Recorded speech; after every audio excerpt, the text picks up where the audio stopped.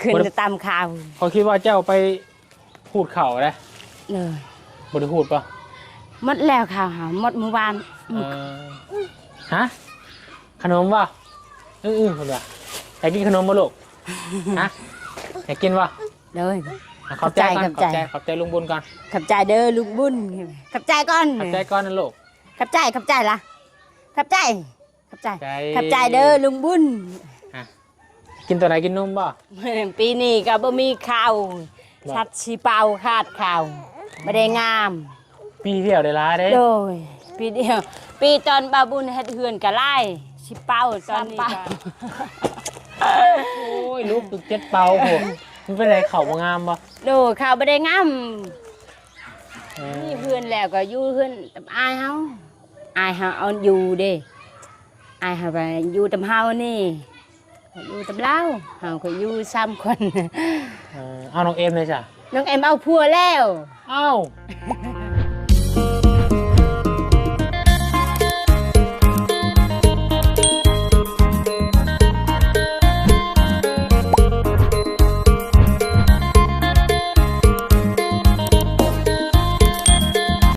ตามเครื่อง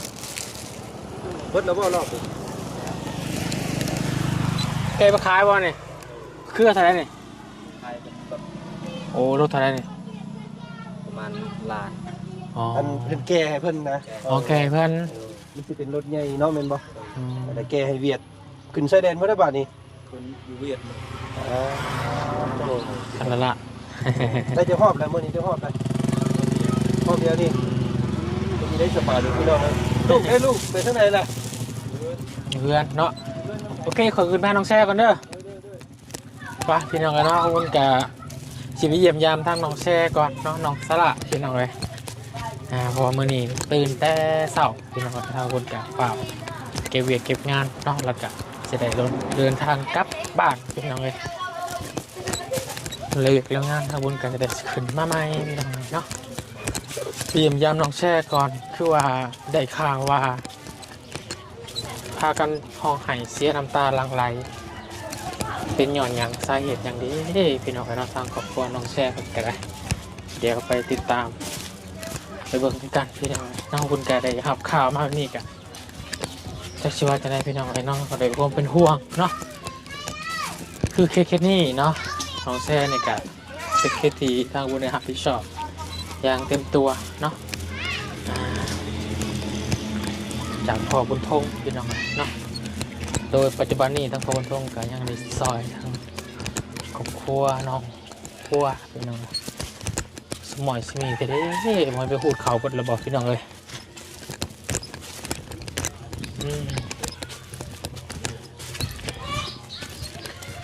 การไปหูดเขาบดระบอก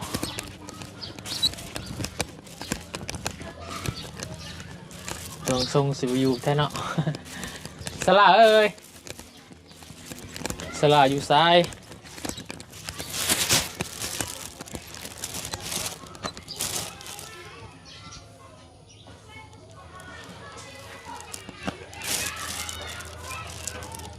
สลา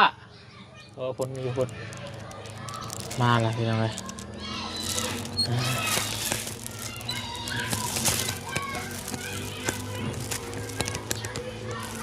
โอ้สลาไปหาผู้บ่าวบ่ฮะสบายดีอยู่อยู่ดีไม่แห้งสบายดีสบา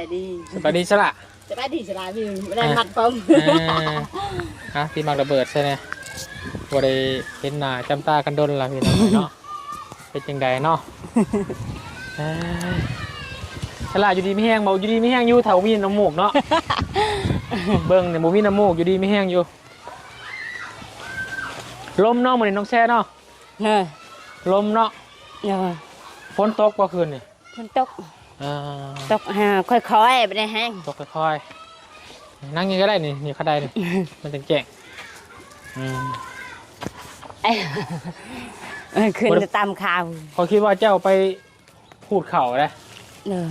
บริพูดปะหมดแล้วข่าวหมดเมื่อวานฮะขนมปะคนละอยากกินขนมปะลูกฮะอยากกินปะ เลย ขอบใจก่อน ขอบใจ ขอบใจลุงบุญก่อน ขับใจเด้อลุงบุญขับใจก่อน ขอบใจก่อนนะลูก ขับใจละขับใจ ใจ ขับใจเด้อลุงบุญ กินตัวไหนกินนมบ่เพิ่นบ่ได้กินดนเลยพี่น้องบ่ได้กินดนเลยวะ ก็กินมันก็แม่ตูเวียงจันทร์พาให้นั่นแหละ ช่องแพ็ค แต่ใส่เอาขอบใจก่อนลูกขอบใจน้ำมือก่อนขอบไว้ขอบใจลุงบุญไว้ไว้ ขับใจนะ ขอบใจเด้อ ขอบใจเด้อ ลืมแล้วโดนแล้วได้มา คนมันจะมักไม่เอา ขับใจเด้อ อาวุธกะฮะขึ้นมาลุงบุญก็ได้คุมเกี่ยวเข่า แล้วบอกแกกัน ยังอยู่แต่แม่น้องนิ้วคนเกี่ยวคนเดียวแล้วพี่น้องเนาะมาเบียกแน่แล้วก็มาหาเงินหาคำแน่พี่น้องมากผมมีเงินเนาะใส่แต่เงินอย่างเดียวผมมีเงินเข่า โอ้ยเฮาปีนี้ก็บ่มีข้าวชัดชีเป่าขาดข้าวไม่ได้งาม ปีเที่ยวได้ร้ายเด้ โดยปีเดียวปีตอนบาบุญเฮ็ดเฮือนก็ไล่ชีเป่าตอนนี้ก็3เป่า โอ้ยลูกตึก7 เป่าโหมันเป็นไรเข่าบ่งามปะ โดยข้าวไม่ได้งามข้าวรีบก็ไล่ จังว่าเป็นเท่เนาะ กินก็ไล่คนเหมือนข้าวบ่ได้ไล่บันได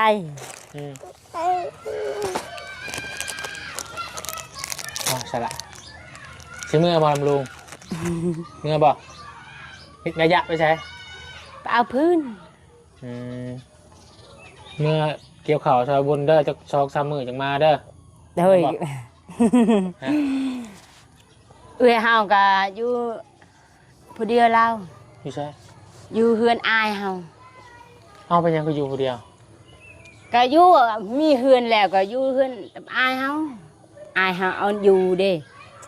อายเฮาไปอยู่กับเฮานี่อยู่กับเราเฮาก็อยู่3 คน เอาน้องเอ็มเลยจ้ะ น้องเอ็มเอาผัวแล้ว เอาพัวแล้ว โดยเอาผัวแล้ว ตายว่าเอามือหน่อยยังนอนไข่อยู่ โดย ผู้ประสบ เศร้าเป็นใครก็ไปเลย ตอนบนอยู่บันดงเด้เราไป ไปเลย เลย ไปดูผู้บ่าวเลย บอกกลับมาเลย เลย บ้านได้บ้าน เมืองนอง อ๋อโทษไกลแท้นี่เนาะไกลกูบ้านพอน้องสละอีก เลย กลายไปผูอีกเนาะ เลยไปเมืองนองตัดเมืองนองนั่นแหละ โตเมืองนองเลยเนาะ เลย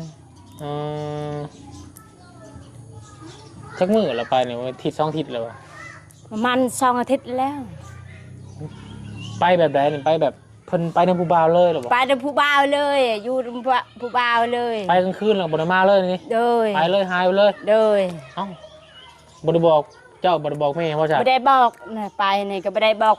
หมูก็ไม่ได้บอกหมูลาวหมูผู้สาวก็ไม่ได้บอก แล้วหูจะแน่ว่าไปในภูบาววันนี้ ก็ฮู้อยู่บ้านเราก็โทรผู้สาวนี่แหละ แต่อย่าหาเนี่ยนางเอ็มเด้อนางเอ็มมาไปที่พัวเราแล้ว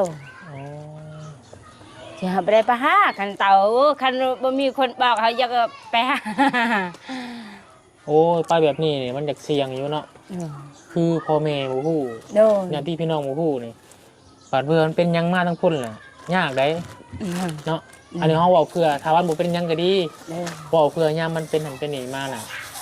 คือบุญเห็นประสบการณ์หลายคนที่ผ่านมาแลนน้ำผู้บ่าวนี่แลนน้ำพัวนี่มันเกิดถือไม่ยาหายมากแล้วกับซื้อเนาะมันมีการทำห้องจากพ่อแม่เด้ บ่มี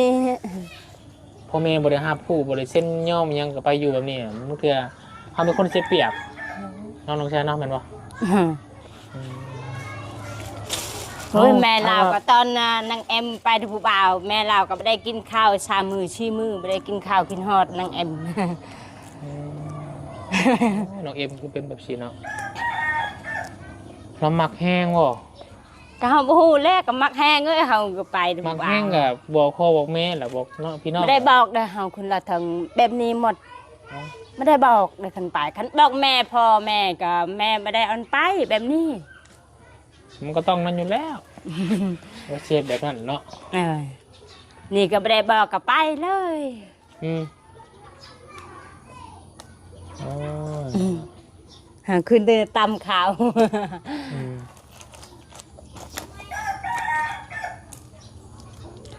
ชัวร์จังได๋ กินข้าวกินน้ำแล้วมา ยังตื่นแต่เช้าเพิ่นมันมีว่าสิ ก็กินให้เอาหากินหยังกับบ่มีอาหาร อ้ายขึ้นมาเมื่อวานนี้แล้วก็สิลงเมื่อจักหน่อยบ่ายๆก็ลงเมื่อแล้ว เด้อ มอดบ่ายประมาณ 11 โมงก็เมื่อแล้วเมื่อเผาน้ำพอหักบุญเพิ่นเสียชีวิต เด้อ เลยเมื่อด่วนเลยนะ พอเล่า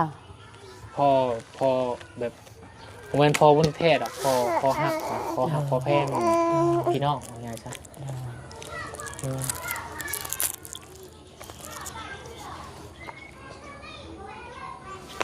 พอสิพาน้องสลาน้องแซ่เมื่อกะคือเห็นในไรพี่น้องอะเนาะกะคุณเมื่อกะบุรีอยู่หน้านะต้องไปเบิ่งศพเนาะเบิ่งงานศพพี่น้องซอยกันถ้าว่าจะเอามาน้องแซ่เมื่อยังไม่ตุ้ยบ่พี่น้องเนาะน้องแม่น้องนิ้วบ่พอแม่น้องนิ้วกับสุบุรีอยู่อีกต้องมางานศพอีกถ้าว่าน้องแม่น้องนิ้วถ้าว่าบ่มีงานอื่นเมื่อหน้าเมื่อเยี่ยมเมื่อเล่นมันไม่เนื้อเมื่อยังกับเกี่ยวเขาเมื่อเล่นกับเมื่อได้อยู่พี่น้องแต่ว่าบัดนี้มันข้าวเวียกทำงานศพแน่ยันเมื่อป้าเจ้านั้นเป็นตุ้ยกับเงาอีก บ่เงาดอกเป็นตุ้ยกัน เมื่อกันไปเยี่ยมแล้วเฮาอยากเกี่ยวข้าวก็เยี่ยมอยู่ละลาเฮาบ่ได้ไปแบบนี้มันไปก็ไปเกี่ยวข้าว อืม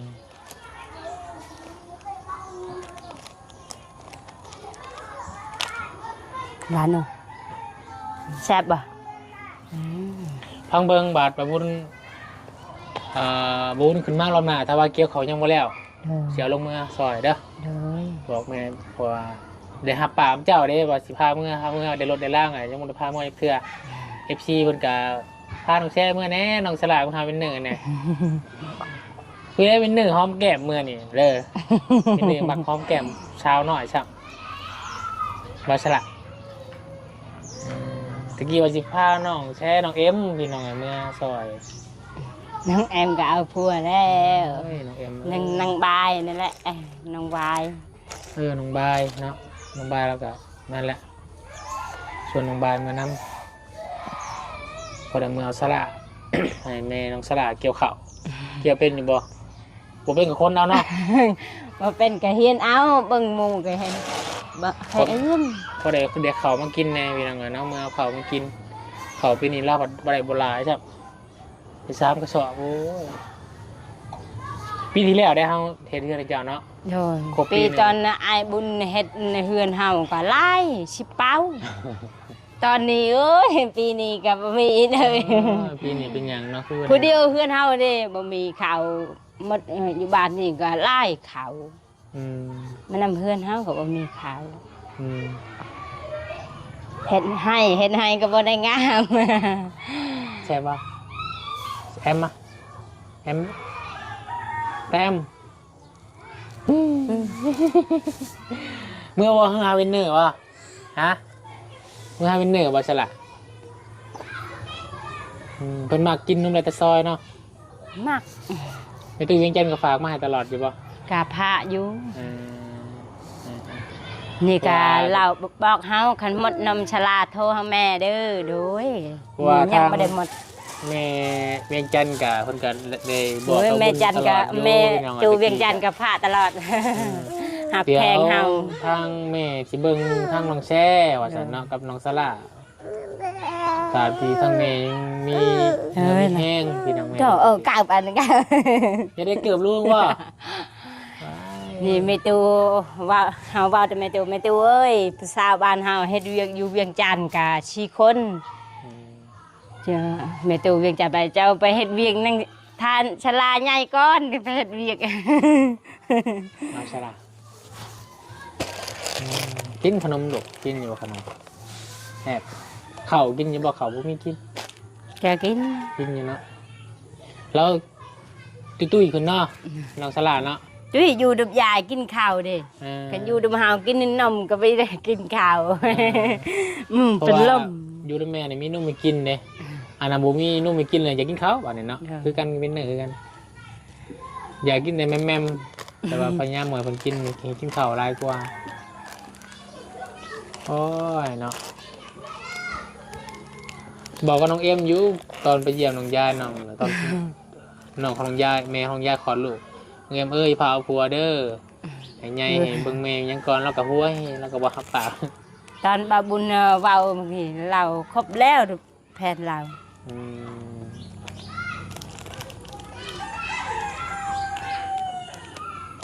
ยากแล้วเป็นทวารเป็นยังมากแต่แมนยูตอนนี้หักแพงกันมื้อหน้ามื้อไหนพุ่น โดย อยู่รวมกันเป็นตน คือเฮานี้ตอนอยู่กัน ตอนหมักก็ฮักแพงอยู่ บัก ก็ เขา มี มัก ในสลากนี่ก็บ่ได้ฮักแพง บักเขามักแพงนะเขาเต้บ่ แต่แล้ว โอ้ยเนาะ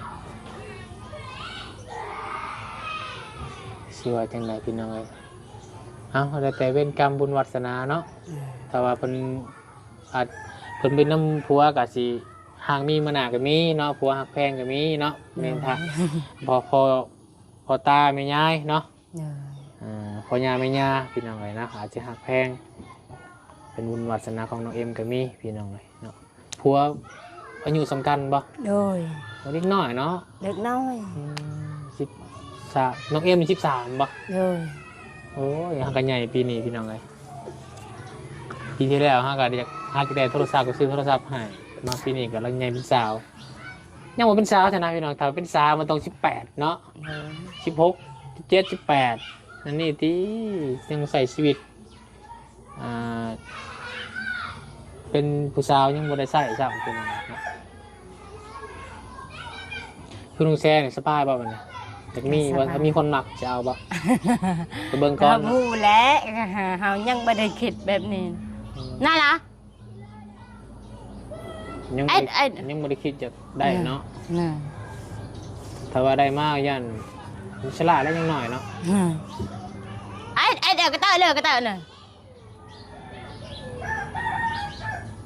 ให้เลี้ยงสลาใหญ่ก่อนให้หูจักความก่อนให้จักคนนี้แล้วเราก็2 ปี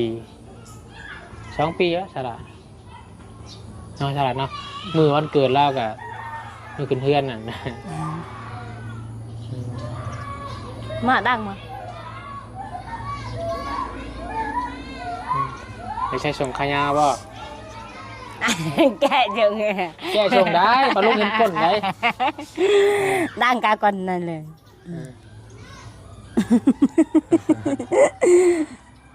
โอ้ยแม่วันที่คือซีนฮอดคิดฮอดลูกแล้วเนาะแม่น้องเอ็มเนาะ กินหอดอยู่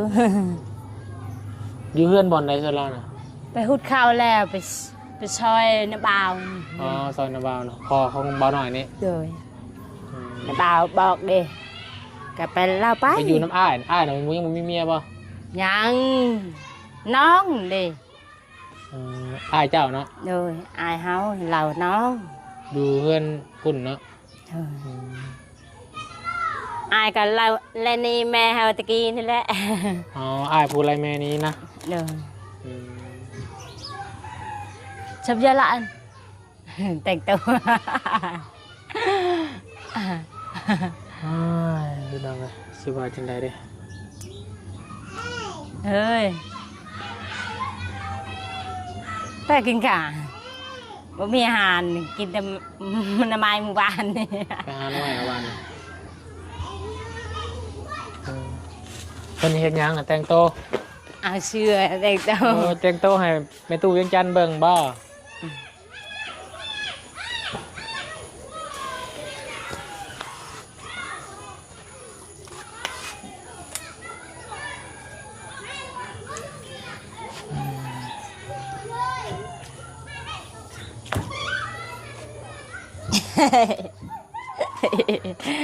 ดูเท่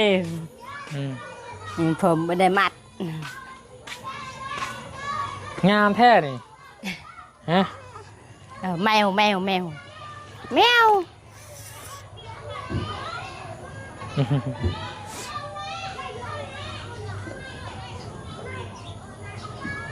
ยังน้อยของเย็นเลยเนาะ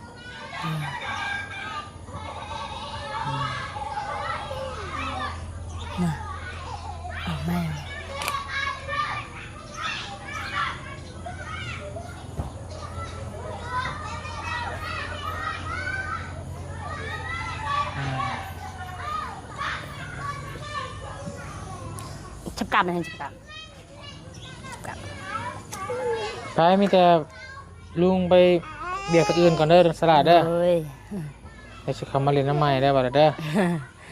โทษอ่ะ ฟังเบิ่งผู้ใดทว่าสิกลับบ้าน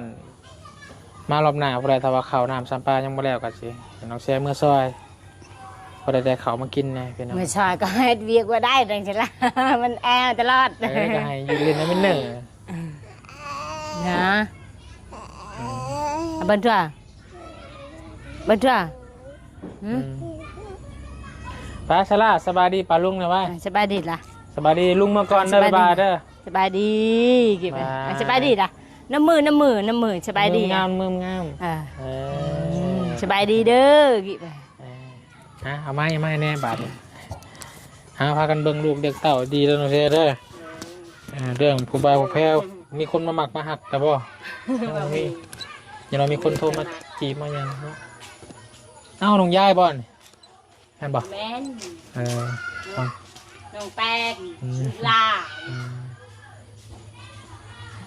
ลูกหลา ลูกลา ลูกหลาของไผ ลูกลาเอ้ยเป็ดนั่นแหละ เออเออ ตอนมาบุญไทยเก็บเราอยู่เพื่อนเอื้อยเด้ เลี้ยงลาดนี่เลยไม่ได้เฮ็ดหยังก็อยู่นี่แม่ ไปจะโอเคบ๊ายบายสบายดี สบายดี ไปพี่น้องเอ้ยบ๊ายบายโดยไปโอเคพี่น้องเอ้ยเนาะสำหรับคลิปนี้ก็มาเยี่ยมมายามเนาะทางครอบครัวน้องแซนน้องสลาพี่น้องเอ้ยเนาะกะน้องเอมมี่เนาะหลายคนละคนก็จื้อจำได้ดีที่ว่าทางร้านน้องแช่เนาะก็ถือผู้เป็นลูกไรนี้พี่น้องเอ้ยเนาะแล้วก็มาใหญ่มาอยู่น้ำน้องแช่แล้วก็พ่อใหญ่มาเนาะไปน้ำผู้บ่าวพี่น้องเอ้ยเนาะส่วนแม่ของน้องเอ็มก็ต้องไปอยู่เฮือนน้ำอ้ายก็ถือผู้ที่ไล่แม่น้องแช่มาอยู่ตุกหลังนี่แหละพี่น้องนะที่เป็นมาพบพ่อเราสั่งเงินหลังไม้ให้เนาะชีวิตพี่น้องเลยจะสบายจังไดพี่น้องเลยเนาะกับอินตามบุญวัฒนาเนาะของส่วนบุคคลคนอยากไปมีชีวิตของตัวเองเขาก็ห้ามไม่ได้พี่น้องเลยเนาะมีแต่ว่าคอยเบิ่งคอยแย่งคอยตักคอยเตือนนั่นแหละขออยากอยู่พี่น้องเลยเนาะ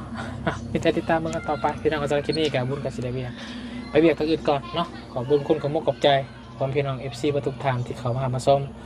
เป็นกำลังใจกับกระบวนสารวัตรตลอดมาเนาะสารคิดนี่ไปแล้วสบายดีพี่น้อง